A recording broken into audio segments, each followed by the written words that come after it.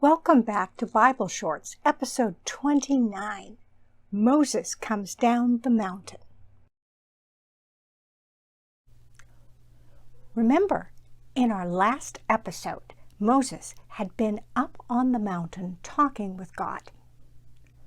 But down below, when the people saw that Moses delayed to come down from the mountain, the people gathered around his brother Aaron and said to him, "Come, make gods for us, who shall go before us.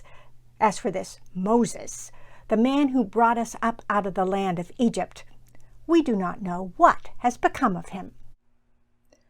So Moses' brother Aaron made a golden calf and said that this represents their God, and they burned sacrifices to it and rose up to worship it. Meanwhile, up on the mountain, the Lord warned Moses what was going on.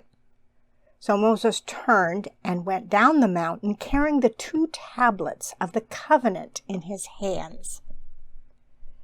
The tablets that were written on both sides, front and back. As soon as he came near the camp and saw the calf and the dancing, Moses' anger burned hot, and he threw the tablets from his hand and broke them at the foot of the mountain. Moses said to Aaron, "What did this people do to you?" Moses then took the calf that they had made, burned it with fire, and ground it into powder. And on the next day Moses said to the Israelite people, "You have sinned a great sin." And I bet you're thinking, how could they worship a statue? Well, you have to remember that everybody at this time believed that there were many gods, not just one, and everybody made statues to represent these gods and worship them.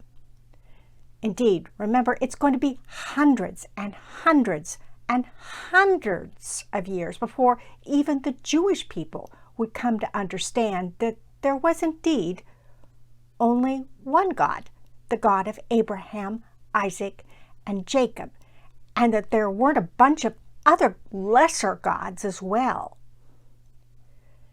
And even in Jesus' time, which is like more than 1,000 years later, most everyone, everywhere, except the Jewish people, thought believing in this one God thing that the Jews did was crazy. So back to the story. The Lord then said to Moses, "Cut 2 tablets of stone like the former ones, and I will write on the tablets the words that were on the former tablets which you broke. Be ready in the morning, and come up in the morning to Mount Sinai and present yourself to me on the top of the mountain."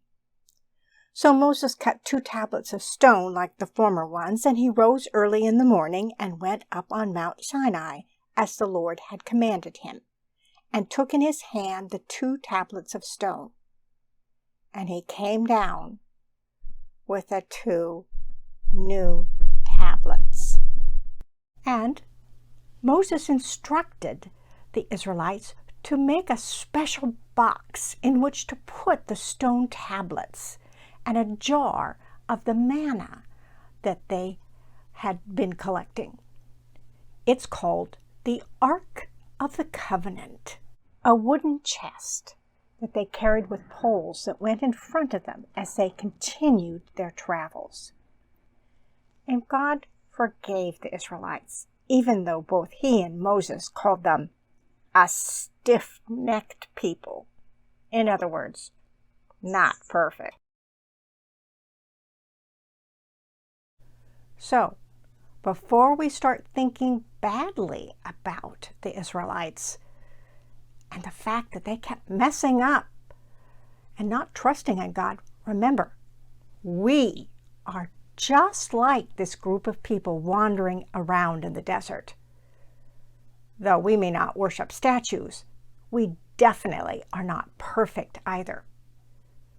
We can be mean to our brothers and sisters, our cousins, even our friends. We are not always kind or helpful, We don't always obey our parents or teachers. We sometimes don't even tell the truth, and we might even tell a lie. But God, remember, even when we mess up, loves us more than we can ever imagine. And He is always there to listen and forgive. So what happens next? We're going to find out what happens when eventually the sons and daughters and grandchildren of these people get back to the land of Canaan, a land they know nothing about.